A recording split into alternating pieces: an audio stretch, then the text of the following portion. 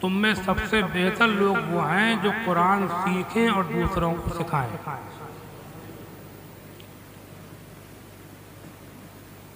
یا ایھا الناس اتقوا ربکم الذی خلقکم من نفس واحدہ،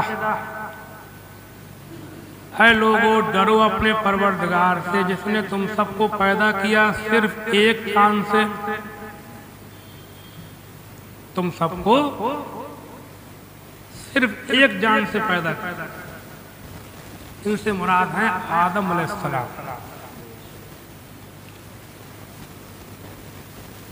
کچھ دنیا میں کچھ لوگ ایسے ہیں کہ ان کا عقیدہ یہ ہے کہ دنیا ہمیشہ سے ہے، ہمیشہ رہے گی۔ پیدا ہونے کا اور مرنے کا یہ سلسلہ چلا آ رہا ہے اور سب دن چلتا رہے گا، لیکن ہم مسلمان ہیں، ہمارا عقیدہ یہ ہے کہ ایسی کوئی ذات جو ہمیشہ سے ہے اور ہمیشہ رہے گی وہ صرف اللہ کی ذات ہے۔ باقی سب حادث ہیں، پیدا ہوئے ہیں، جو پیدا نہ ہوا وہ صرف اللہ ہے، جس کی کوئی شروع نہیں، ختم نہیں، ابتدا نہیں، انتہا نہیں، اسٹارٹنگ نہیں، اینڈ نہیں، ایسی ذات صرف اللہ کی ذات ہے۔ کس کی ذات ہے؟ سب بولو، اللہ کی۔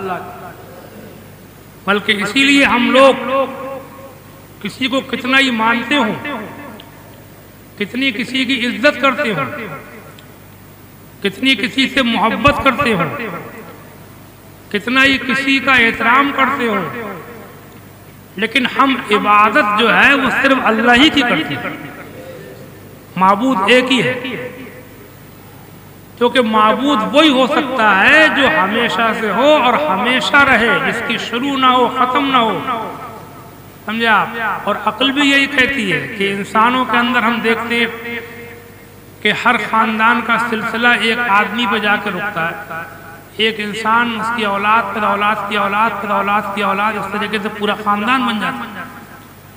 تو جس طریقے سے ایک انسان کی اولاد در اولاد پورا خاندان اور قبیلہ بن جاتا ہے، ایسی ہمارا عقیدہ یہ ہے کہ یہ دنیا ہمیشہ سے نہیں ہے، آواگمن کے بھی ہم قائل نہیں ہیں، بلکہ ہمارا عقیدہ یہ ہے کہ اللہ تعالیٰ نے آدم علیہ السلام کے ذریعے دنیا کو پھیلایا۔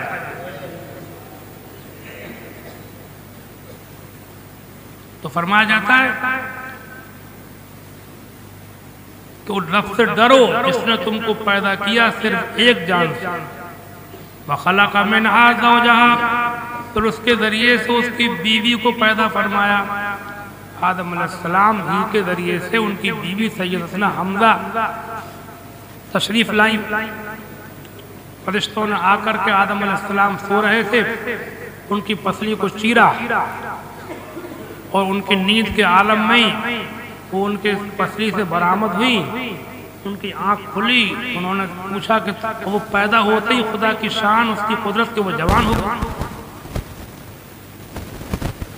آدم علیہ السلام کی آنکھ کھلی، پوچھا تم کون؟ کہا میں عورت۔ تمہیں کس لیے پیدا کیا گیا؟ کہا آپ کی انسیت کے لیے، آپ کو مانوس کرنے کے لیے۔ سمجھا آپ؟ یہاں سے یہ بھی بات سمجھ میں آتی ہے، کوئی کہے کہ حضرت حوا ان کے جسم سے پیدا ہوئی تھی تو ان کی بیٹی ہوئی، ان سے نکاح کیسا؟ لیکن یہ غلط ہے، اس لیے کہ وہ ان کی بیٹی نہیں ہے۔ بیٹی پیدا ہونے کا طریقہ اور ہوتا ہے، بیٹی بیٹا جیسے پیدا ہوتے ہیں وہ سب جانتے ہیں کیسے پیدا ہوتی ہیں۔ ان کو اللہ تعالیٰ نے اپنی قدرت خاصہ کے ذریعے سے، اپنی خاص قدرت کے ذریعے سے، ان کی پسلی کے ذریعے سے نمودار فرمایا تھا۔ توالد و تناسل کے ذریعے پیدا نہیں ہوئی تھی، بلکہ اللہ نے ان کو نمودار فرمایا تھا۔ وَخَلَقَ مِنْهَا زَوْجَهَا، اللہ تعالیٰ نے ان کے ذریعے ان کی بیوی کو پیدا کیا۔ وَبَثَّ مِنْهُمَا رِجَالًا كَثِيرًا وَنِسَاءً، پھر ان دونوں کے ذریعے سے بے شمار مردوں عورتوں کو بکھیر دیا۔ بے شمار اتنے مرد و عورت سے گنے نہیں جا سکتے، صرف 2 کے ذریعے اللہ نے اتنے پیدا کر دیے کہ پوری دنیا کا کوئی مشین بھی ایسی نہیں ہے کہ سب کو گن لے۔ اگر گن بھی لیں گے تو جو زندہ ہیں انہیں گن لیں گے، اس سے پہلے جو پیدا ہو کر کے گزر چکے انہیں کہاں سے گن کے لائیں گے؟ بعد میں قیامت تک کتنے پیدا ہوں گے انہیں کیسے گنیں گے؟ کوئی نہیں گن سکتا، اللہ جانے، جس کو اللہ بتائے وہ جانے۔ وَبَثَّ مِنْهُمَا رِجَالًا كَثِيرًا وَنِسَاءً، پھر ان دونوں کے ذریعے اللہ نے بے شمار مردوں عورتوں کو پھیلا دیا۔ وَاتَّقُوا اللَّهَ الَّذِي تَسَاءَلُونَ بِهِ وَالْأَرْحَامَ، تو ڈرو اللہ سے جس کا نام لے کر تم ایک دوسرے سے مانگتے ہو، سوال کرتے ہو، والارحام، اور رحم کے معاملے میں خدا سے ڈرو، رشتہ داریوں کے معاملے میں، یعنی آپس میں ایک دوسرے کو نبھاؤ، اچھے اخلاق سے پیش آؤ۔ دیکھو جس طریقے سے اللہ تعالیٰ نے سب چہرے ایک سے نہیں بنائے،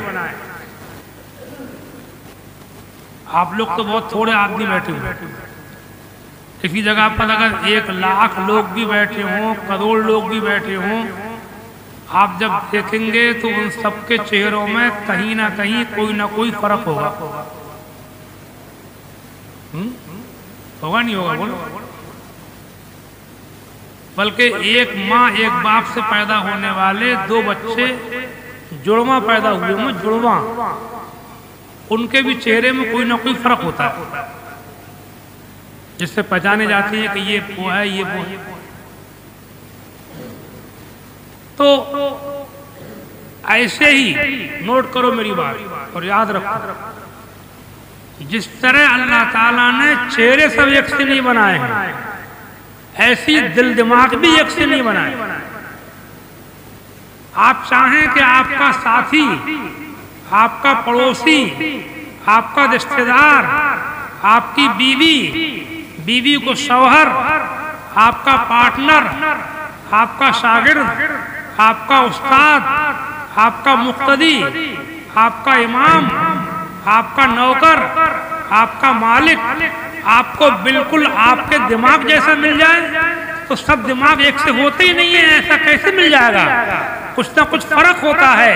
اسی لیے اللہ تبارک و تعالیٰ نے دماغوں کو چونکہ یکساں نہیں بنایا، کیوں؟ اس لیے کہ ہمارا واسطہ جب کسی ایسے سے پڑے کہ جو ہمارے دماغ سے کچھ ہٹا ہوا ہو اور کوئی شرعی طور پر ہمیں کوئی غیر شرعی کام نہ کرنا پڑے تو اس کو نبھانے کا ثواب ہم کو ملے گا۔ نبھانے کا ثواب تبھی ملتا ہے، اس کو اس کے ساتھ صبر کرنے کا ثواب تبھی ملتا ہے جب اس کی طرف سے زیادتی ہوتی ہے اور ہم صبر کرتے ہیں۔ جب آپ صبر کریں گے تبھی تو ثواب ملے گا۔ آپ کا پڑوسی آپ چاہیں کہ بالکل ایسا ہو جیسا آپ چاہیں تو ثواب کیسے ملے گا؟ ایک حدیث شریف پڑھ کر تو مجھے حیران رہ گیا۔ حضور فرماتے ہیں کہ جب اللہ تعالیٰ کسی کو کوئی مرتبہ دینا چاہتا ہے تو اس کے اوپر کسی ظالم کو مسلط کر دیتا ہے، ظالم کو، چاہے وہ کوئی بھی ہو۔ ادھر سے ظلم ہوگا، ادھر سے صبر ہوگا، ادھر یزیدیت ہوگی، ادھر حسینیت ہوگی۔ مرتبے یزیدیوں کو نہیں ملتے ہیں، مرتبے حسینیوں کو ملتے ہیں۔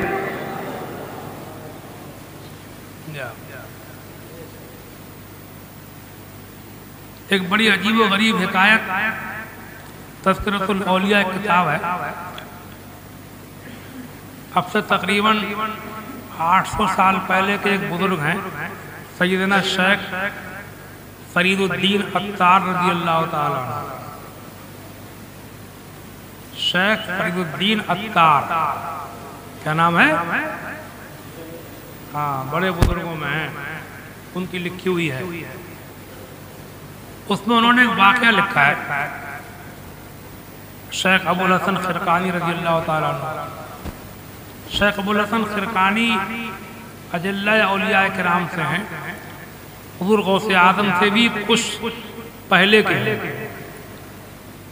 یہ وہی بزرگ ہیں کہ جن کے جبے کے سامنے رکھ کر کے بادشاہ شہاب الدین غوری نے اللہ سے دعا مانگی تھی تو اس نے ہندوستان کو فتح کر دیا.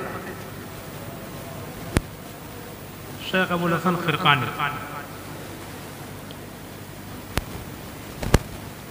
ان کا واقعہ لکھا ہے کہ ان کے زمانے میں بغداد میں ایک بہت بڑے فلسفی رہتے تھے شیخ بو علی سینا، منطقی فلسفی جنہیں کہتے ہیں آج سائنس داں. مسلمان تھے، بہت پڑھے لکھے بھی تھے، بڑے فلسفی تھے. ان کی کتاب الشفا جو ہے وہ علم طب میں بڑی مشہور ہے، پڑھائی جاتی ہے کورس میں. وہ بزرگوں کو نہیں مانتے تھے، لیکن شیخ ابو الحسن خرقانی کا جب ذکر سنا تو ان سے ملاقات کی تمنا پیدا ہوئی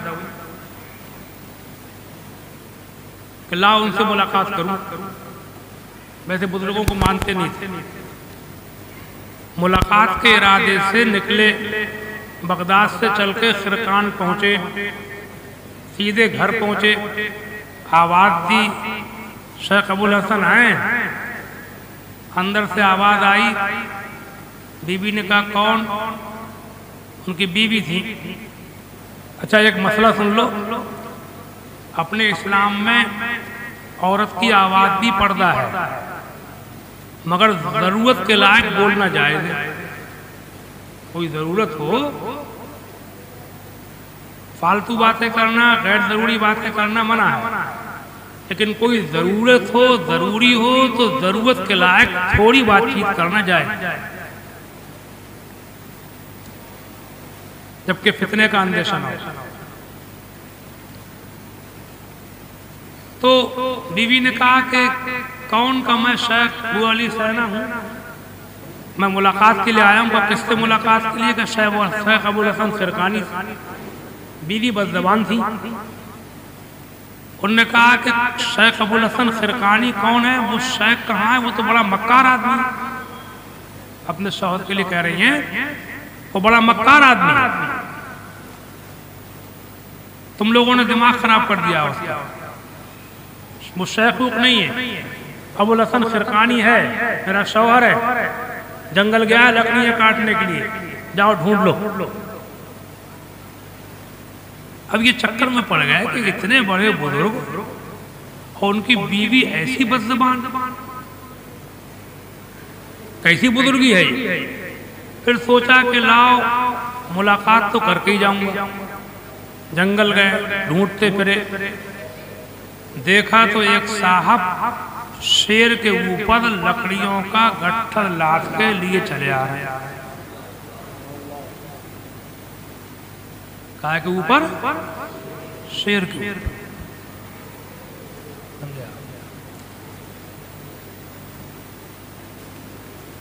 کسی نے انہوں نے پوچھا کہ یہ کون ہے؟ کہ یہی سیدنا شیخ ابو الحسن خرقانی.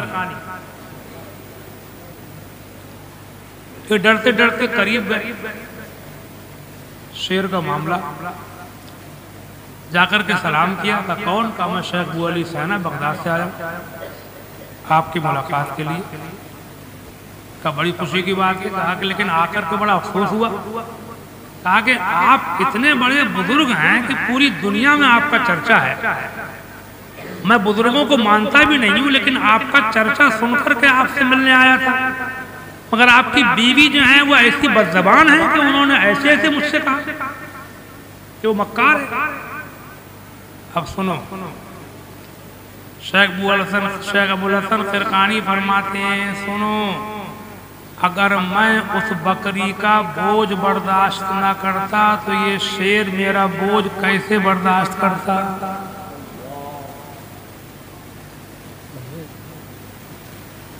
مطلب مجھے جو مرتبہ ملا ہے، وہ جو میری بیوی ہے بد زبان، اس کی بد زبانی پر صبر کرنے کا نتیجہ ہے.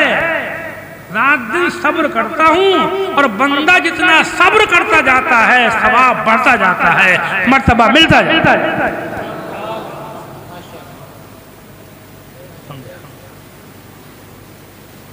تو اس کا مطلب یہ نہیں ہے کہ یہ تقریر کہیں عورتیں سن لیں تو وہ سوچے کہ ہم بدزبانی کر کے بدتمیزی کر کے اپنے آدمی کا مرتبہ بڑھائیں گے، ہے نہیں؟ ہاں، قصہ یہ ہے کہ جو صبر کرے گا اسے مرتبہ ملے گا۔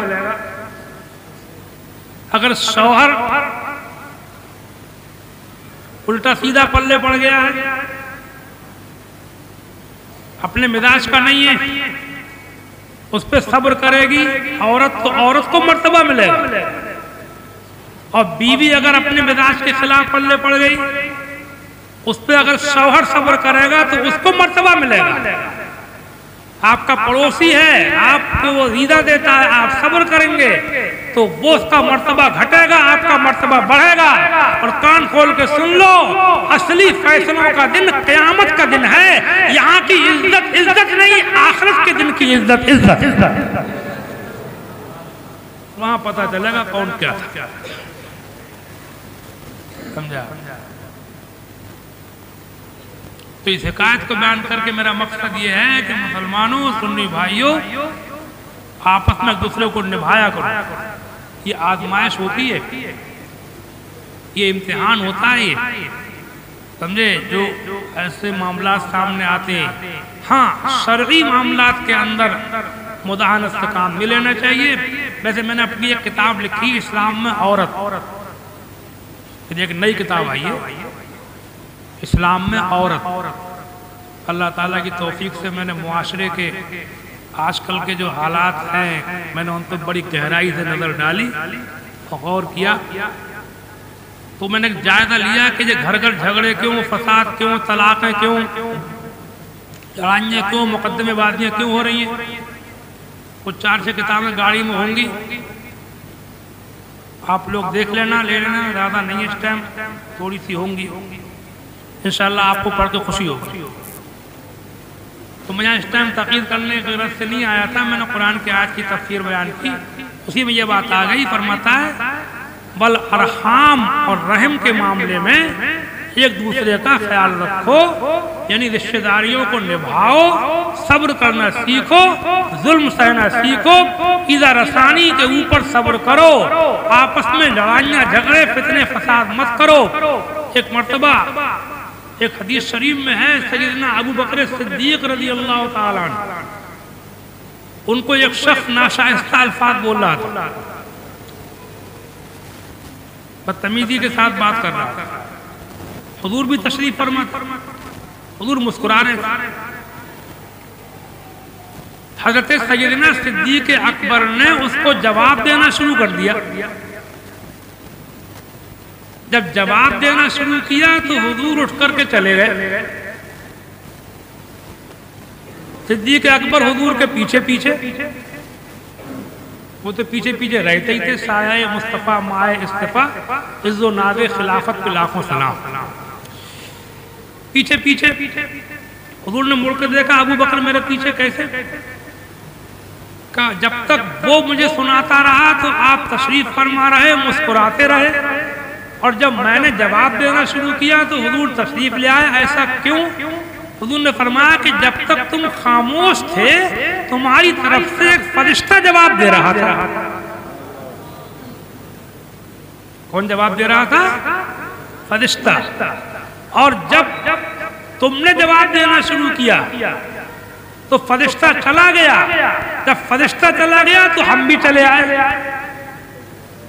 اب میرا تجربہ بھی، آج میں اچھی خاصی عمر گزار چکا ہوں، بہت زیادہ نہیں تو بالکل جوانی بھی نہیں ہے، میرا تجربہ بھی۔ آخری بات کہہ رہا ہوں آپ کے سلسلے میں کہ وقتی طور سے، نوٹ کرو میری بات کو، تھوڑی دیر کے لیے وقتی طور سے ہمیں لگتا ہے کہ ہم ہار گئے،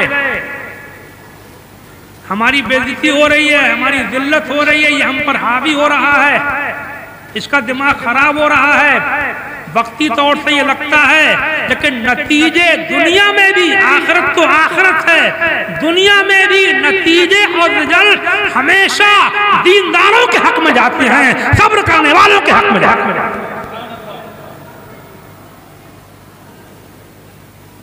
وَاتَّقُوا اللَّهَ الَّذِي تَسَاءَلُونَ بِهِ وَالْأَرْحَامَ، اور ڈرو اللہ سے، اس کا نام لے کر کے تم مانگتے ہو، اور رحم کے معاملے میں اللہ سے ڈرو. ان اللہ کان علیکم رقیبا، بے شک اللہ تمہیں دیکھ رہا ہے. کون دیکھ رہا ہے؟ ہاں دیکھو، جاتے جاتے ایک بات کہہ جاؤں. ایک تو ہوتا ہے اللہ کو جاننا. کیا ہے اللہ کو؟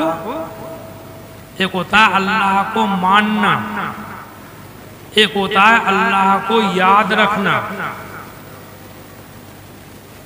کیا چیزیں ہوئی ہیں؟ پہلی کیا ہوئی؟ دوسرا ماننا، اور تیسرا یاد رکھنا. جانتے سب ہیں، کافر بھی جانتا ہے کہ اللہ ہے، دنیا اپنے آپ نہیں پیدا ہو گئی. مانتے سب مسلمان ہیں، اللہ کو مانتے ہیں، جانتے بھی ہیں مسلمان اور مانتے بھی ہیں. لیکن سنو، یہ رتبے جو ملتے ہیں، خدا کا قرب جو ملتا ہے، نزدیکی جو ملتی ہے، مرتبہ جو ملتا ہے، یہ جاننے ماننے سے نہیں ملتا ہے، بلکہ یہ ہر وقت اللہ کو یاد رکھنے سے ملتا ہے. ہر وقت یاد رہے. کھاتے پیتے سوتے جاگتے چلتے پھرتے بیاہ شادی کرتے بات چیت کرتے لیتے دیتے دکان بیچتے دکان خریدتے پڑھتے پڑھاتے ہر وقت زیادہ سے زیادہ دھیان رہے کہ ایک ایسی ذات ہے کہ جو مجھے ہر وقت دیکھ رہی ہے. تو آدمی ریاکاری سے بھی بچے. کچھ لوگ ریاکار ہوتے ہیں کہ اکیلے میں کچھ اور لوگوں کے سامنے کچھ اور، تنہائی میں کچھ اور ہیں، اکیلے میں کچھ اور ہیں، پبلک کے سامنے کچھ اور ہیں. یہ وہ لوگ ہوتے ہیں کہ جن کو اللہ تعالیٰ کی ذکر کا ان کو مزہ نہیں ملا. اگر وہ اللہ کو یاد رکھے گا تو اس کو دھیان رکھے گا کہ اللہ مجھے دیکھ رہا ہے، تو اس کو اکیلے میں بھی وہ خدا سے ڈرے گا، پھر تنہائی میں بھی وہ وہی کرے گا اس سے خدا راضی ہوگا. جو سب کے سامنے کرے گا وہ اکیلے ریاکاری سے بچے. ان اللہ کان علیکم رقیبا، بے شک ہے لوگوں اللہ تمہیں دیکھ رہا ہے. اے اللہ میں دعا کرتا ہوں پروردگار عالم، اس موقع پر جو کچھ مجھ سے میں نے کہا اسے اپنے کرم سے قبول فرما. کوئی غلطی ہو گئی ہے تو اس کو معاف فرما. ایک بار سب لوگ پڑھ لیجیے استغفر اللہ ربی من کل ذنب واتوب الیہ. آخر دعوانا